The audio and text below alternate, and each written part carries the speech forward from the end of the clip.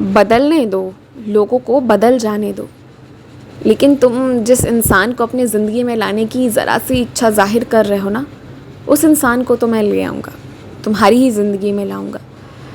लेकिन मैं उससे पहले तुम्हें कुछ बातें बताना चाहता हूँ, उन लोगों के बारे में भी, ताकि तुम पूरे मन से स्वीकार कर सको। और ये बात हमेशा याद रखना, कोई भी इंसान सारी अच्छाइयों के साथ जन्म नहीं लेता।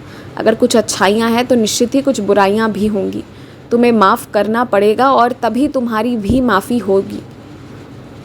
जाने अनजाने जो गलतियाँ तुमसे हो जाती हैं, वैसी ही गलतियाँ सामने वाले से भी हो सकती हैं।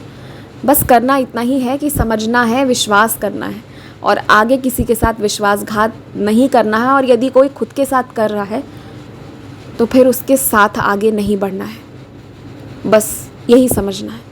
और मेरी सच्चरित्र बस तुम्हारे तकिया के नीचे, तुम्हारे मेज़ पर, तो तुम्हारे आसपास ही नहीं होनी चाहिए, उसके शब्द तुम्हारे मुख पर होने चाहिए। मेरी सच्चरित्र का पारायण इतनी बार तुम्हारे मुख से हुआ जाना चाहिए कि तुम्हें सब कुछ मालूम रहे, कोई एक जिक्र करे और तुम पूरी कहानी बता दो।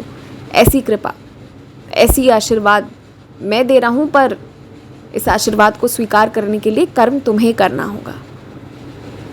तुम जो भी पाठ पूजा करते हो ना, करते रहो। कभी कभी बेमन से करते हो, कभी कभी रो कर करते हो, नाराज़ होकर करते हो, पर वो भी सही है, तुम करते रहो, क्योंकि तुम्हारा विश्वास है कि ईश्वर वहाँ बैठे हैं, इसलिए तुम उस तरह के बर्ताव करते हो। और करते रहना, पूरी ज़िंदगी करना, इसे कभी छोड़ना मत।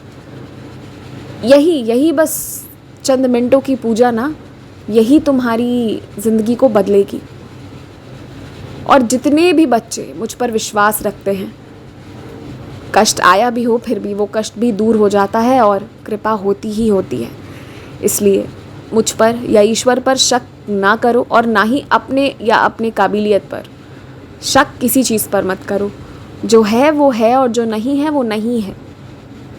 और बाकी धीरे धीरे तुम इन सब से ऊपर उठते चले जाओगे, मुझे पता है। खुश रहो, मुस्कुराते रहो। और जिस खाना को तुम श्रापित समझते हो ना, उसमें भी श्राप नहीं है। कोई भी भोजन मेरी थाली से मिल रहा है वो आशीर्वाद है। और वो शब्द हैं जो लोग कह रहे हैं, ज़रूरी नहीं है कि वो सारे शब्द हकीकत में बदल जाएं।